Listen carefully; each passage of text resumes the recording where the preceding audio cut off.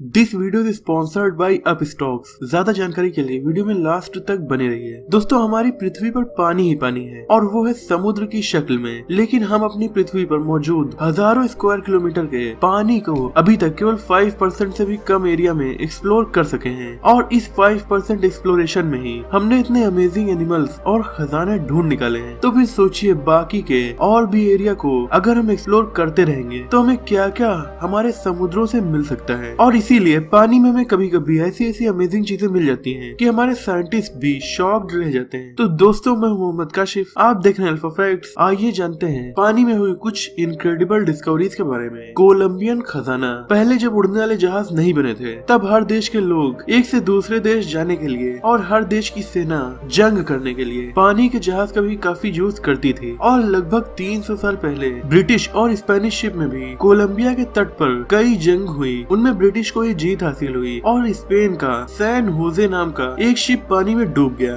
Spain के लिए ये बहुत बड़ा नुकसान था, क्योंकि इस शिप में सोना और दूसरी कीमती ज्वेलरी भरी हुई थी। साउथ अमेरिका से इन चीजों को लेकर ये शिप स्पेन जा रहा था। आज के हिसाब से इस खजाने की कीमत थी $17 बिलियन, यानी कि लगभग 1,20,000 करोड़ रुपए। 2015 में कोलंबियंस ने इस शिप के मलबे को ढूंढ निकाला। एक्सपर्ट्स का मानना है कि अब तक ढूंढा गया ये सबसे कीमती पानी के जहाज का मलबा है। पर सवाल ये उठता है कि अब इस खजाने का मालिक कौन होगा। ये शिप तो स्पेनिश लोगों का है, तो क्या उन्हें ये दे दिया जाएगा? पर ये मिला कोलंबिया के हिस्से वाले समुद्र में है और इसे ढूंढा भी कोलंबिया नहीं है, तो इसलिए इसे कोलंबिया को ही मिलना चाहिए। ये विवाद आज तक नहीं सॉल्व हो सका है, इसीलिए कोलंबियन गवर्नमेंट ने उस खजाने को समुद्र से निकाला ही नहीं और जहाँ पर वो मिला है उस लोकेशन के बारे में किसी को बताया ही नहीं, या फिर हो सकता है चुपके से निकाल लिया हो और किसी को ये बात पता न चलने दी हो। लेक बैकाल रशिया के इरकुत्स्क रीजन में मौजूद बेहद ठंडी लेक है। ये लेक बड़ी बड़ी गाड़ियों को अपने अंदर कैद कर लेती है और कहीं नहीं जाने देती। इसकी वजह इस लेक के पास से गुजरती हुई रोड। सर्दियों के मौसम में समझ में नहीं आता कि रोड किधर है और लेक किधर, और इसीलिए कभी कभी ड्राइवर्स रोड से हटकर जम चुकी इस लेक पर ड्राइविंग करने लगते हैं और उनकी कार इसी में फंस जाती है। लेकिन शायद बर्फ की वजह से ये कार्स इसमें नहीं फंसती। इस लेक में आसमान से एस्टेरॉइड्स भी गिर चुके हैं। शायद इस लेक में कोई मैग्नेटिक पावर है। ये कोई ऐसी वैसी लेक नहीं है, ये दुनिया की सबसे गहरी और सबसे पुरानी लेक मानी जाती है और दुनिया भर के फ्रेश सरफेस वाटर का 22% इस लेक में ही मौजूद है। ये 5000 फीट गहरी है। इस लेक के पानी में अब तक 92 cars, 18 boats, 65 स्नोमोबाइल्स, 2 motorcycles, tractors, helicopters, यहाँ तक कि एक प्लेन भी डूब चुका है, वो भी केवल पिछले 15 सालों में। लोकल लोग इसे अंडर वाटर सेमेट्री यानी पानी के नीचे बना कब्रिस्तान भी कहते हैं और इसमें फंसे व्हीकल्स को बाहर निकालना ही गवर्नमेंट के लिए बेहद जरूरी है, क्योंकि इतनी बड़ी फ्रेश वाटर की ये लेक फ्यूल और केमिकल्स से पॉल्यूटेड हो जाएगी तो ये हमारे एनवायरनमेंट के लिए काफी खराब होगा। पर क्यों इसमें ये व्हीकल्स क्यों फंस गए? इस क्वेश्चन का सही जवाब आज तक नहीं मिल सका है। Ancient rhinoceros. पानी में जब हम कुछ ढूंढने जाते हैं तो उम्मीद करते हैं खजाने की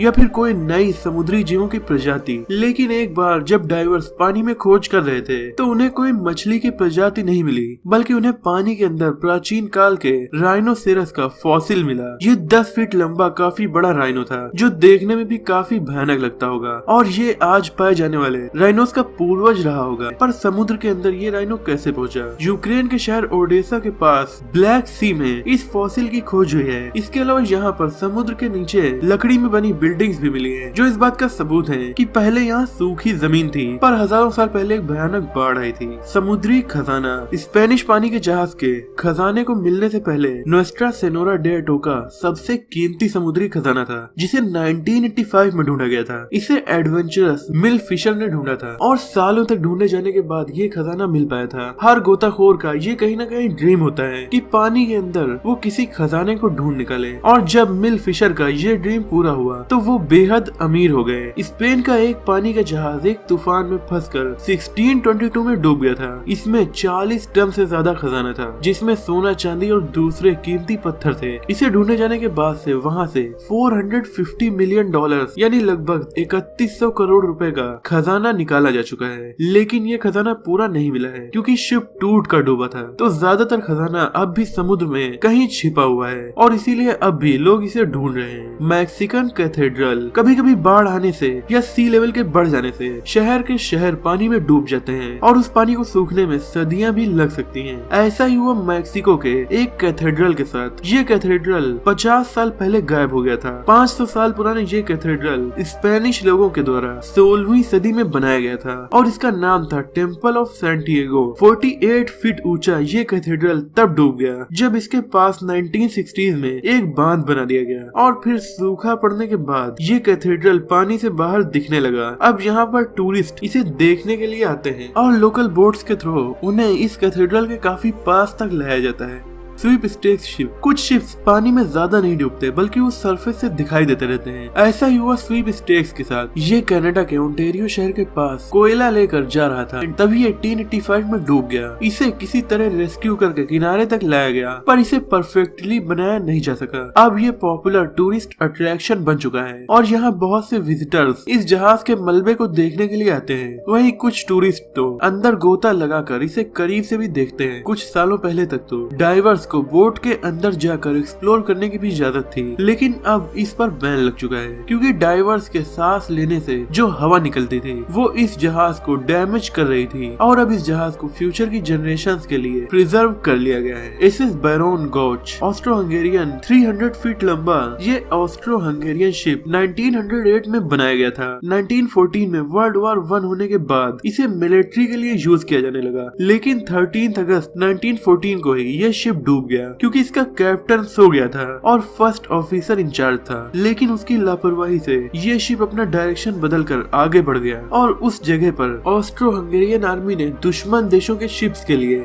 माइंस लगाई थी और उन्हीं माइंस की चपेट में आकर ये शिप 7 मिनट के अंदर ही डूब गया। 1958 में इसका मलबा ढूंढा गया। पानी में मिला शहर ग्रीस के दक्षिण में किनारे के पास 13 फीट नीचे दुनिया के सबसे फेमस और सबसे पुराने पानी में डूबे टाउन्स में से एक है। इसे 5000 साल पुराना माना जाता है, लेकिन इसका नाम हम इंसान अभी तक नहीं जान सके हैं। आर्कियोलॉजिस्ट के मुताबिक ये पहले एक बड़ा और अमीर टाउन था, लेकिन अर्थक्वेक आने की वजह से ये पानी में डूब गया। पर ये शहर अब भी वेल प्रिजर्व्ड है। ये काफी अच्छे से डिजाइन किया गया है। इसका लेआउट आजकल के बड़े शहरों से भी अच्छा है। इसमें क्लियर रोड्स हैं, साथ ही 2-2 मंजिल के घर हैं। इन घरों में पहले गार्डन्स भी थे और उनमें उस टाइम के पाइप सिस्टम्स के थ्रू पानी भी आता था। यहाँ और भी मिट्टी के बर्तन और स्टैचूज भी मिले हैं, जिससे ये पता चलता है कि ये पहले एक बड़ा शहर रहा होगा। ये एंशिएंट मिनोअन सिविलाइजेशन का शहर है, पर ये एक गेस है। लेकिन एक बात कंफर्म है, जिसने भी इस शहर को बनाया था उसने अपने टाइम के दूसरे सिविलाइजेशन से सैकड़ों साल आगे की सोचकर इस शहर को बनाया था। दोस्तों, वीडियो में आगे बढ़ने से पहले मैं आपको बताऊंगा कि कैसे फ्लिपकार्ट का 500 रुपए का वाउचर आप फ्री में पा सकते हैं। अप स्टॉक्स एक शानदार स्टॉक मार्केट इन्वेस्टिंग ऐप है, जिसके थ्रू आप घर बैठे एक पेपरलेस डीमैट अकाउंट फ्री में ओपन कर सकते हैं। बस आपको अपना पैन कार्ड लिंक करना है, पर्सनल डिटेल्स भरनी है और आपका अकाउंट क्रिएट हो गया।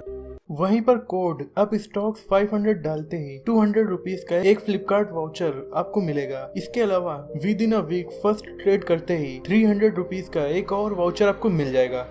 और कहीं भी ट्रेडिंग करने के लिए आपको कम से कम 500 रुपीज देने ही पड़ते हैं, लेकिन अप स्टॉक्स ये तो आपको 500 रुपीज के फ्लिपकार्ट वाउचर अपनी तरफ से दे रहा है। इसके अलावा आपको इसमें 28,000 के फ्री बेनिफिट्स भी मिलेंगे, जैसे ओरा स्टॉक्स और टवेगो जैसी स्टॉक मार्केट सर्विसेज आपको बिल्कुल फ्री में मिलेंगी। तो अगर आप अकाउंट खोलना चाहते हैं तो link is in the description. अभी इन्वेस्टिंग स्टार्ट कीजिए, ये बहुत ही फायदेमंद चीज है। अप स्टॉक्स एक जेन्युइन ट्रेडिंग ऐप है। इसका सबसे बड़ा एग्जाम्पल है मिस्टर रतन टाटा ने इसमें इन्वेस्ट किया था। अंडर वाटर म्यूजियम, आप बहुत से म्यूजियम्स गए होंगे, बट आप कभी भी ऐसे म्यूजियम नहीं गए होंगे जिसका नाम है म्यूजियो एटलांटिको। ये एक अंडर वाटर म्यूजियम है जो लेंस एराट की कोस्ट पर स्पेन में बना हुआ है। इसे British artist Jason deCaires Taylor ने डिजाइन किया है। ये एक मरीन एक्सपर्ट और डाइवर है। उन्होंने अपना करियर पानी के नीचे काम करते हुए बिताया है। टेलर ने 300 स्कल्पचर बनाकर एटलांटिक ओशियन में एक साथ लगाई ताकि क्लाइमेट चेंज के प्रति दुनिया का ध्यान आकर्षित किया जा सके। टेलर मैसेज देना चाहते थे कि हमें एनवायरनमेंट को कंजर्व करना होगा। उन्होंने एक स्पेशल मटेरियल से